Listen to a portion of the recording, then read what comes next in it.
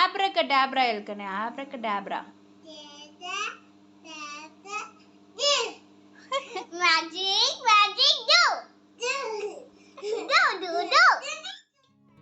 Welcome to ராமஸ் vlog. நாம் இன்னைக்கு இந்த வீடியோவில் ஒரு ரேண்டம் டேஸ் வீலாக் தான் பார்க்க போகிறோம்.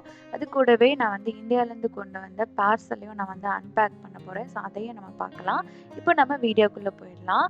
ஸோ நான் இப்போ வந்து ஊர்லேருந்து திரும்ப வந்தப்பறம் நார்மலாக வந்து ஸ்கூல்ஸ் எல்லாம் ஓப்பன் ஆயிருக்கு. ஸோ 2 பேர் லன்ச் மெனு பார்த்தீங்கன்னா நான் வந்து எம்டி பிரியாணி செஞ்சிருந்தேன் சீரக சம்பா ரைஸில். அது கூடவே பார்த்தீங்கன்னா காளானில் வச்சு ஒரு சுக்கா மாதிரி ஒரு பெரட்டல் செஞ்சுருந்தேன். கூட வந்து குக்கும்பர் ரைத்தா. அது இது மூணுமே வந்து சூப்பரான காம்பினேஷன். கண்டிப்பாக ட்ரை பண்ணி பாருங்கள். ஸோ லஞ்சில் சாப்பிட்டுட்டு ஒரு ஈவினிங் டைம் பார்த்தீங்கன்னா நாங்கள் வந்து மால்க்கு போயிருந்தோம். அங்கே வந்து இந்த மாதிரியான ப்ளே திங்ஸ், அதாவது இந்த விர்ச்சுவல் கேம்ஸ், அப்புறம் வந்து கிட்ஸுக்கு என்ஜாய் பண்ணுற கிட்ஸ் விளையாடுற கேம்ஸ் வந்து நிறைய வச்சுருந்தாங்க. இங்கே கவினையா அதான். ஸோ அதுதான் வந்து நாங்கள் பார்க்க போயிருந்தோம். இதெல்லாம் பார்த்திங்கன்னா ஒரு ஸ்க்ரீன் மாதிரி இருந்தது. அதில் வந்து இந்த அந்த உள்ளே போய் நின்னா ஒரு நம்ம வந்து சீயில் இருக்கிற மாதிரி, கடலுக்குள்ளே இருக்கிற மாதிரியான எஃபெக்ட் இருக்கும். இது நார்மலாக பார்த்தா வந்து அவ்வளோ நல்லா இல்லை. ஆனால் ஃபோன் ஸ்க்ரீனில் பார்க்கும்போது ரொம்பவே சூப்பராக இருந்தது. இந்த மாதிரி கேம்ஸும் இருந்தது, ஃப்ரீ கேம்ஸ். இதை நம்ம விளாண்டுக்கலாம். இது கம்ப்ளீட்டாக ஃப்ரீன்னு சொல்ல முடியாது. அன்னைக்கு வந்து நம்ம ஏதாவது ஒரு $30 மேலே வந்து நம்ம வந்து பர்ச்சேஸ் பண்ணியிருந்தா அந்த ரெசிப்டை காமிச்சு நம்ம வந்து இங்கே வந்து விளாண்டுக்கலாம். அதுக்குமே நிறைய லாங் க்யூ இருந்தது. அந்த க்யூவில் நம்ம நின்று வெயிட் பண்ணி நம்ம விளாண்டுட்டு போகணும். ஸோ அன்னைக்கு நம்ம விளாட்லாட்டி அடுத்த நெக்ஸ்ட் நாள் வந்து அந்த ரெசிப்ட் வந்து செல்லாது. ஸோ திரும்பியும் ஒரு $30 மேலே நம்ம வந்து திங்ஸ் வந்து வாங்கணும், பொருட்கள் வாங்கணும். ஸோ நாங்கள் வந்து ரொம்ப நேரம் லைனில் நின்று தான் இந்த கேம்ஸ் எல்லாம் விளாண்டோம்.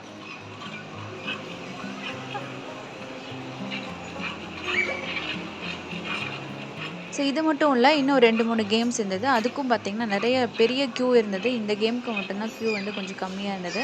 ஸோ அங்கே வந்து நின்று நாங்கள் அந்த விளாண்டுட்டு அதுக்கப்புறம் வந்து வீட்டுக்கு போயிட்டோம்.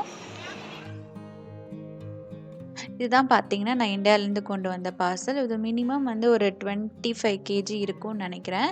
இந்த மாதிரியான பபுள் ரேப் பார்த்தீங்கன்னா உங்களுக்கு வந்து ஏர்போர்ட்லேயே வந்து செஞ்சுருவாங்க. நீங்கள் நல்லா வந்து அந்த அந்த பாக்ஸை நல்லா சீல் பண்ணிவிட்டு டேப்பெல்லாம் ஒட்டிட்டு நீங்கள் கொண்டு வந்தீங்கன்னா நம்ம வந்து வெயிட் எல்லாம் செக் பண்ணிவிட்டு அதுக்குள்ளே வந்து என்ன கொண்டு வந்திருக்கோம் அப்படின்னு செக் பண்ணுறாங்க இப்போல்லாம் கஸ்டம்ஸில்.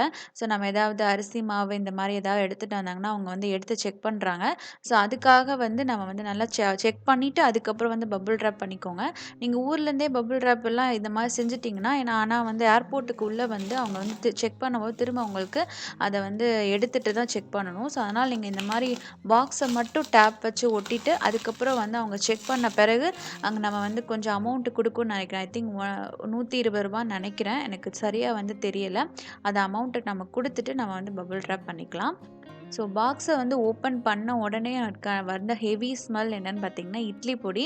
ஸோ அந்த அன்றைக்கி வந்து ஃப்ரெஷ்ஷாக அரைச்ச இட்லி பொடி தான் எங்கள் அத்தை கொடுத்து அனுப்புனாங்க. ஸோ அதாவது நாங்கள் வந்து கிளம்புறதுக்கு ஒரு 2 நாள் முன்னாடி தான் வந்து இட்லி பொடி ரெடி பண்ணாங்க. ஸோ அதோட ஃப்ரெஷ்னஸ் பார்த்திங்கன்னா அவ்வளோ சூப்பராக இருந்தது. உள்ளே வந்து என்னென்ன இருக்குது அப்படிங்கிறத பார்க்கலாம்.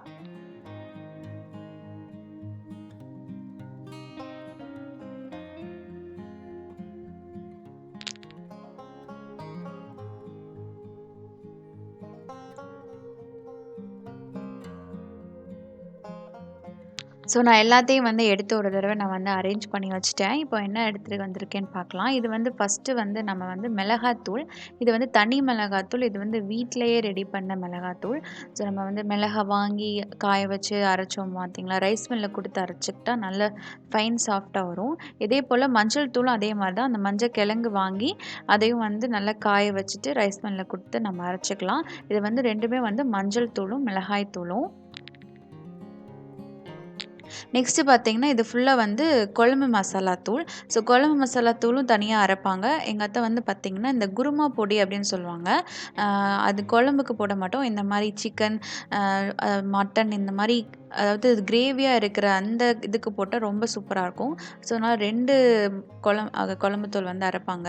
இது வந்து பார்த்திங்கன்னா ராகி மாவு. இது வந்து ராகியை வந்து நம்ம வாங்கி அதை வந்து முளை கட்டி அதுக்கப்புறம் காய வச்சு ரைஸ் மில்லில் கொடுத்து அரைச்சி எடுத்த மாவு. ஸோ இது எல்லாமே மோஸ்ட்லி எல்லாமே வந்து வீட்டில் தான் ப்ரிப்பேர் பண்ணுவாங்க. நெக்ஸ்ட்டு பார்த்தீங்கன்னா, இது ஃபுல்லாவே வந்து இந்த ஸ்நாக்ஸுக்கான ஒரு மாவு. இது வந்து நான் எடுத்துட்டு வர மாட்டோம் நார்மலா. இந்த தடவ வந்து எங்க அத்தை ப்ரிப்பேர் பண்ணி குடுத்து அனுப்பிச்சிருக்காங்க. இது வந்து பார்த்தீங்கன்னா, அரிசி மாவு உருண்டைக்கான மாவு. இது வந்து இந்த அரிசி, அப்புறம் வந்து நட்ஸு, வெல்லம் இதெல்லாமே இந்த மாவுல மிக்ஸ் ஆயிருக்கு. இத ஜஸ்ட்டு நம்ம வந்து அதாவது நெய்ய மட்டும் நல்லா காய்ச்சிட்டு, இந்த மாவு கூட சேர்த்து பெரட்டி நம்ம உருண்டை பிடிச்சு அப்படியே வந்து ஒரு சாப்பிட்டுக்கலாம். ஸோ இது அதேபோல இது வந்து பார்த்தீங்கன்னா, பாசி பருப்பு உருண்டை மாவு. இது வந்து பச்சை பயிர வந்து நல்லா வறுத்துட்டு, அதையும் நம்ம வந்து அது கூட வந்து கல்கண்டு சேர்த்துருக்கோம். கல்கண்டு, நட்ஸ் எல்லாம் சேர்த்து பவுடரா பண்ணி வச்சிருக்காங்க. இதையும் அதேபோல நான் வந்து நெய்ய காய்ச்சி நம்ம ஊத்திட்டு, உருண்டை பிடிச்சு சாப்பிட்டுக்கலாம். 2மே வந்து ரொம்ப ஹெல்த்தியானது. அதே கூட ரொம்ப டேஸ்டியானது. இத வந்து நம்ம வெளியவே வச்சிருக்க முடியாது. இத நான் வந்து எடுத்துட்டு அதாவது பாக்ஸ ஓப்பன் பண்ண உடனே நான் வந்து ஃப்ரிட்ஜ்ல தான் வச்சிருக்கேன். இது எப்பப்போ தேவையோ அந்த டைம் வந்து நம்ம எடுத்து, அந்த நெய்ய மட்டும் காய்ச்சி ஊத்தி நம்ம உருண்டை பிடிச்சு வச்சுக்கலாம். அடுத்து பார்த்தீங்கன்னா, இது வந்து ஃபுல்லா வந்து அரிசி மாவு. இது வந்து இடியாப்பமும் செஞ்சுக்கலாம், புட்டும் செஞ்சுக்கலாம். மோஸ்ட்லி வந்து அரிசி மாவுல இந்த 2 ரெசிபியும் செஞ்சுக்கலாம். நல்லாருக்கும். இதுவும் எல்லாமே வந்து வீட்ல தான் செஞ்சது.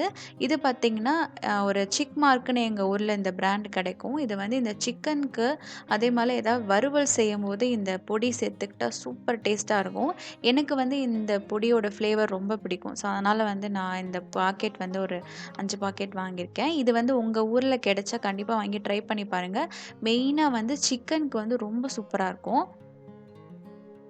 இது வந்து பார்த்தீங்கன்னா, சும்மா வந்து ரேண்டமா இருக்கிற வீட்ல இருக்கிற எல்லாத்தையுமே எடுத்து போட்டுருவாங்க. இது வந்து மிளகுத்தூள் இதுவும் வீட்ல அரைச்ச மிளகுத்தூள், அப்புறம் பார்த்தீங்கன்னா, இட்லி பொடி.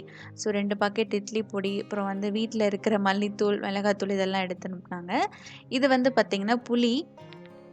இது வந்து நான் ஒரு வீடியோல ஷேர் பண்ணியிருப்பேன். புளி வாங்கி நாங்க எப்படி வந்து தட்டி ரெடி பண்றோம் அப்படிங்கிறத ஒரு வீடியோல ஷேர் பண்ணியிருப்பேன்.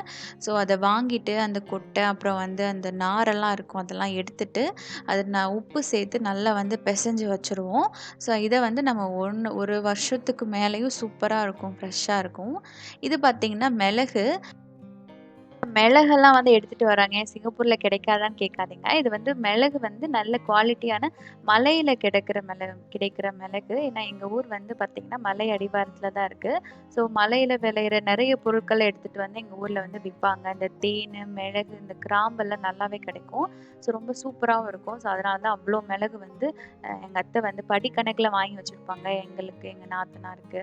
ஸோ அப்புறம் வந்து இன்னும் அத்தைக்கு ஸோ ஷேர் பண்ணி குடுப்பாங்க. ஸோ அதனால எனக்கு வந்து இவ்ளோ அடுத்து குடுத்து அனுப்பிச்சிருக்காங்க.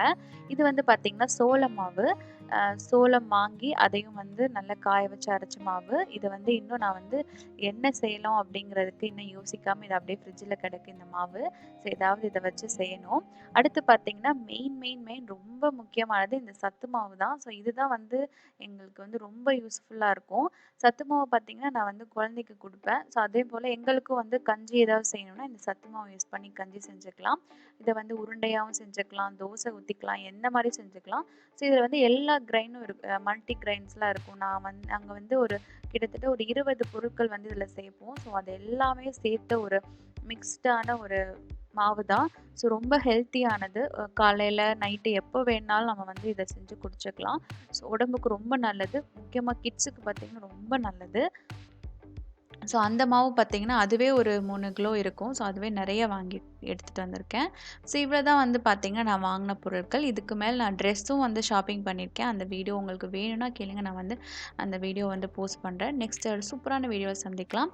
இந்த வீடியோ உங்களுக்கு பிடிச்சிருந்தா சேனல மறக்காம சப்ஸ்கிரைப் பண்ணிக்கோங்க. லைக் பண்ணுங்க, கமெண்ட் பண்ணுங்க, ஷேர் பண்ணுங்க. தேங்க் யூ ஃபார் வாட்சிங். நெக்ஸ்ட் ஒரு சூப்பரான வீடியோல சந்திக்கலாம்.